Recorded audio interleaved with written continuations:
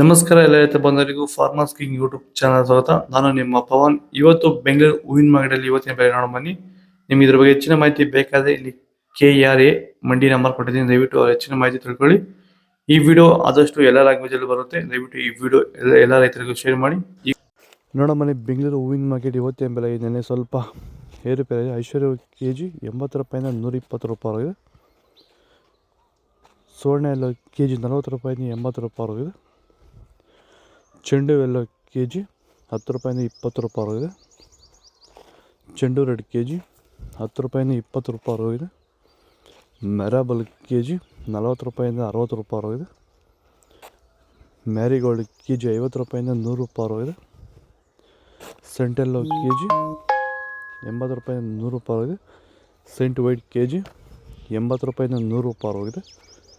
ಮಸ್ಕಿನ್ KG 100 ರೂಪಾಯಿಂದ 160 ರೂಪಾಯಿ ಆಗಿದೆ.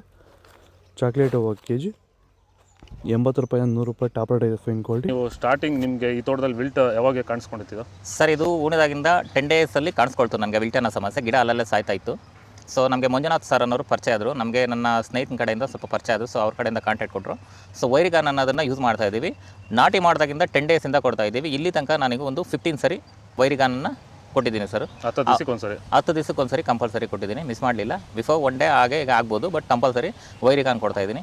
ಈ ವೈರಿಗಾನ್ ಕೊಡೋದ್ರಿಂದ ಬ್ರಾಂಚಸ್ಸು ಅತಿಯಾಗಿ ಓಪನ್ ಆಗುತ್ತೆ ಮತ್ತು ಗಿಡ ಸಾಯೋದು ಕಂಟ್ರೋಲ್ ಬರುತ್ತೆ. ಪನ್ನೀರ್ ಸೊಪ್ಪು KG 40 ರೂಪಾಯಿಂದ 60 ರೂಪಾಯಿ ಆಗಿದೆ. ಅಸ್ತಾಜ್ ಹೂವು KG 105 ರೂಪಾಯಿಂದ 200 ರೂಪಾಯಿ ಆಗಿದೆ. ಮಲ್ಲಿಗೆ ಹೂವು KG 600 ರೂಪಾಯಿಂದ 800 ರೂಪಾಯಿ ಆಗಿದೆ. ಲಿಲ್ಲಿ ಹೂವು KG 30 ರೂಪಾಯಿಂದ 40 ರೂಪಾಯಿ ಆಗಿದೆ.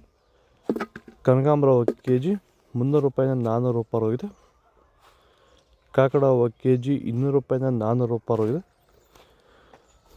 ವಿಡಿಯೋನ ಲೈಕ್ ಮಾಡಿ, ಪ್ಲೀಸ್ ಸಬ್ಸ್ಕ್ರೈಬ್ ಮಾಡಿ. ಪೂರ್ಣಿಮಾ ಹೂವು KG 30 ರೂಪಾಯಿಂದ 60 ರೂಪಾಯಿ ಆಗಿದೆ. ಪರ್ಪಲ್ ಹೂವು KG 50 ರೂಪಾಯಿಂದ 80 ರೂಪಾಯಿ ಆಗಿದೆ.